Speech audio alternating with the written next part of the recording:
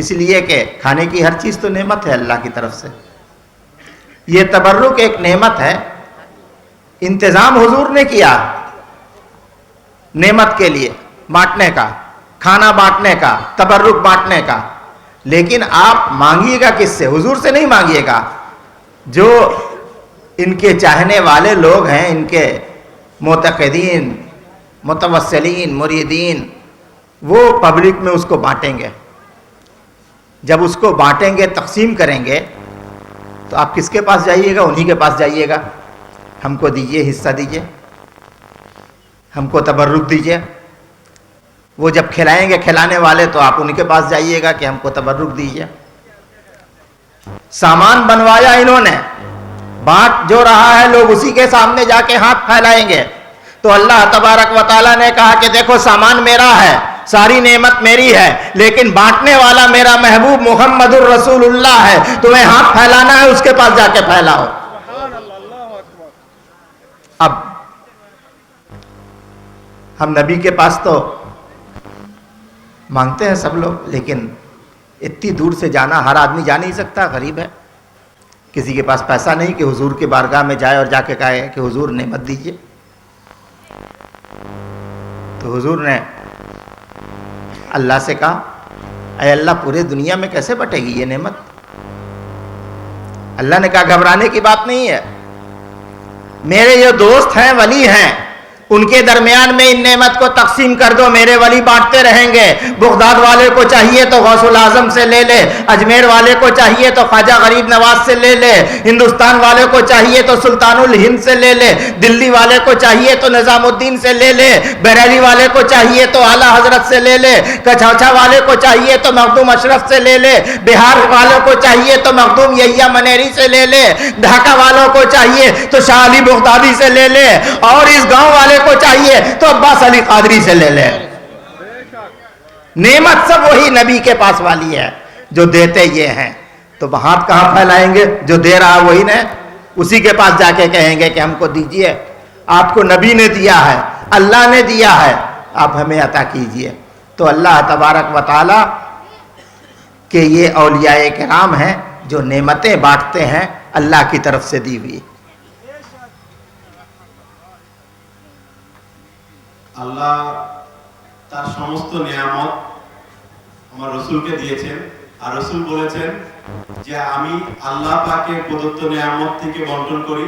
তো আমরা হয়তো আমাদের সামর্থ্য নেই অনেকের মদিনা শরীফ যাওয়ার, আল্লাহ রসুলের কাছে যাওয়ার, কিন্তু আমরা কিভাবে এই নিয়ামত পাবো?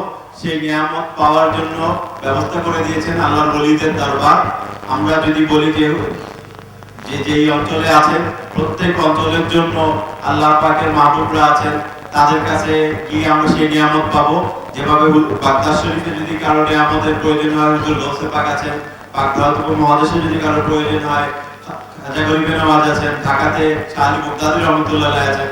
যদি এই গাজীপুরে এই দরবার শরীফে যদি এদিকে লোকজনের যদি প্রয়োজন হয়, আব্বাস উদ্দিন আল কাদি রহমতুল্লাহ আলাইহি যার উসিলায় দরবার শরীফ তার কাছে আসার জন্য বলেছে. যেখানে নিয়ামত বন্টন হবে আমরা সেই জায়গাগুলো ফেলে অন্য কোথাও কেন ঘুরবো? যদি এটাই বলতেছে।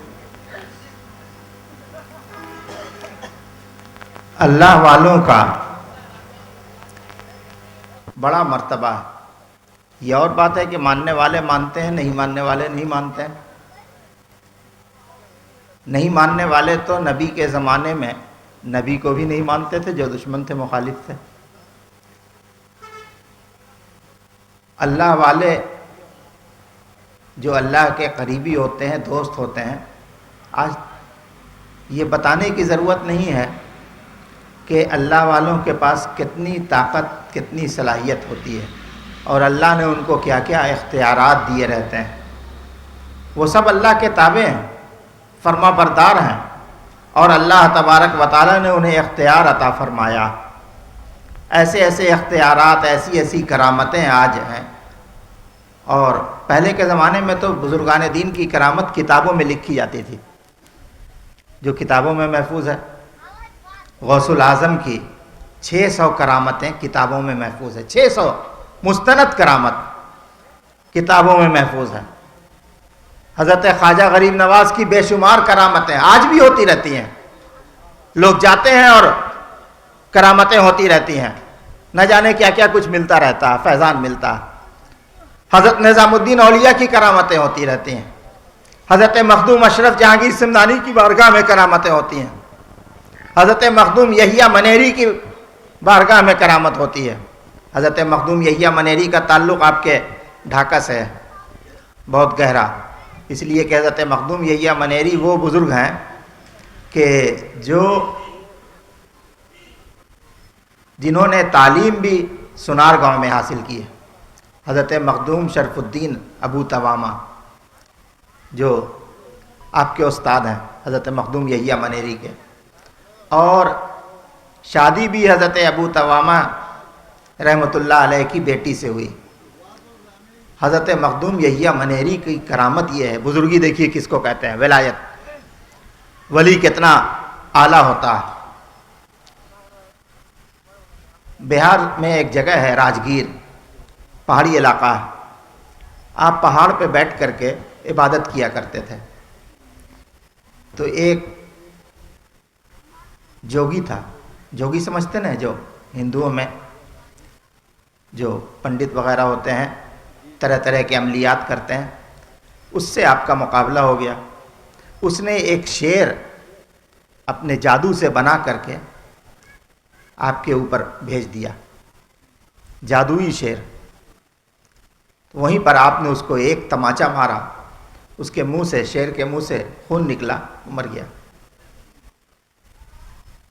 पहाड़ पे 700 साल से ऊपर गुजर गया, उस शेर के खून का निशान आज तक नहीं मिटा।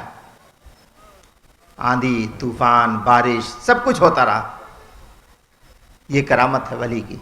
फिर आप नीचे आ गए पहाड़ के दामन में, तो उसको चैन नहीं हुआ, उसने एक बड़ी चट्टान को ऊपर से अपने जादुई ताकतों से, उसके पास खबीस और सरकश अजिन्ना का पूरा ज़ख़ीरा था, उससे एक बड़ी चट्टान को आपके ऊपर गिरा दिया। और वो चट्टान पहाड़ से लुढ़कती हुई आ रही थी, और आप नमाज में थे, बैठे हुए थे। किस हालत में? तहियात की हालत में। तहियात की हालत में बैठे थे कि जैसे ही चट्टान आपके करीब आई, बड़ा पत्थर, बहुत बड़ा, यानी इस स्टेज से भी ज़्यादा 3 गुना बड़ा होगा, और जैसे ही आपके चट्टान के करीब आई, उस वक्त आप तहियात में थे और तहियात में तशहुद पढ़ रहे थे और उंगली उठा रहे थे। वैसे ही चट्टान करीब आई तो आपने उंगली से ऊपर की तरफ इशारा कर दिया, वो वहीं रुक गई, और तकरीबन 650 साल तक वहीं रुकी रही, फिजा में ऐसे ही। सिर्फ एक कोना पहाड़ से लगा हुआ था, लोग उसके नीचे जाया करते थे। और आज के लोगों का अकीदा कमज़ोर है, अब 60-70 साल पहले उसमें दीवार दे दी गई, लेकिन वो छोटी सी दीवार उतनी बड़े पहाड़ को तो रोक नहीं सकती, वो अभी तक बुजुर्ग की करामत ही पर रुकी हुई है। हज़रत मखदूम शरफुद्दीन यहिया मनेरी की करामत पर रुकी हुई है, और आज भी लोग उस हुजरे में जाते हैं, उस जगह पर, और जा करके वहाँ अल्लाह के वली के वसीले से दुआएं मांगते हैं, तो अल्लाह ताला उनकी दुआओं को कबूल करता है। আল্লাহর ওলিদের কারামত যে হক, হুজুর গৌসে পাকের অসংখ্য কারামত আছে। হুজুর এই শরফুদ্দীন আবু তাওয়ামা রাহমাতুল্লাহ, যিনি এই পাকঘর উপমহাদেশে ইলমে হাদিসের খেদমত করেছেন, তার 2টি কেরামতের কথা বললেন। যে একটি কেরামত হলো একজন হিন্দু সন্ন্যাসী, তিনি জাদুর মাধ্যমে একটি বাঘ হুজুরের উপরে সওয়ার করে দিয়েছিলেন ওনার উপরে আক্রমণ করার জন্য। সেই বাঘকে তিনি ফু দিয়ে সেই বাঘকে মেরে ফেলেছিলেন, সেই বাঘের রক্ত আজ পর্যন্ত সেখানে লেগে আছে। আরেকটি কারামত হলো হুজুর নামাজ পড়তেছিলেন, তার উপরে পাথর ছুঁড়ে মারা হয়েছিল, গড়িয়ে দেওয়া হয়েছিল। সেই পাথরকে যখন ওনার কাছাকাছি চলে আসলো, তিনি যখন তাশাহুদ পড়তেছিলেন, শাহাদাত আঙ্গুল উপর দিকে করেছিলেন, তাই সেই আঙ্গুলের ইশারায় সেই পাথর সেখানে আটকে গিয়েছিল। কিন্তু আজকে আমাদের ঈমান এতটাই দুর্বল হয়ে গেছে যে ওই পাথরকে আটকানোর জন্য ওখানে আমরা একটা ছোট দেয়াল করেছি, কিন্তু একটা দেয়ালের পক্ষে এত বড় পাথরকে আটকানো সম্ভব না। এটা আল্লাহর ওলির কারামত, আল্লাহর ওলির বেলায়েতের নিশান। تو اللہ کے ولیوں کی بڑی شان ہوتی ہے. ابھی حضور کے پاس میں بیٹھا تھا تو ایک ولی کی بات آ گئی. تو ایک ولی تھے پٹنے میں، ان کی ایک جگہ بنی ہوئی تھی بیٹھنے کی.